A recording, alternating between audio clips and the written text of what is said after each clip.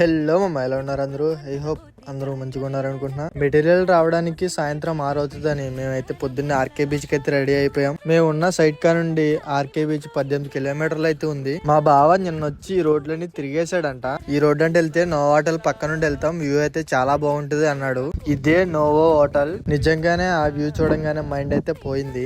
నేను వైజాగ్ రావడం ఇదే ఫస్ట్ సారి. బీచ్ పక్కనే ఇవన్నీ రూమ్స్ అంట రెంటల్ కి. ఎదురుకెళ్లి యూటర్న్ తీసుకుని సబ్మెరైన్ పక్క నుండి కొంచెం ఎదురుకెళ్ళిన తర్వాత బీచ్ కి అయితే వెళ్ళాం. బీచ్ ఏముందిలే, ఎప్పుడు చూసే బీచే కదా అనుకున్నా నేను.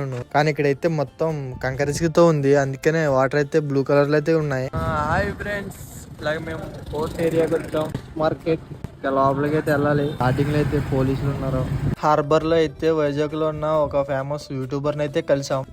ఆ యూట్యూబర్ ఎవరో గెస్ట్ చేసి కామెంట్ అయితే చేయండి. హార్బర్ లో మేము ఏమేమి చూసాం, ఎక్కడెక్కడికి వెళ్ళాం అనేది నెక్స్ట్ వీడియోలో అయితే పెడతా.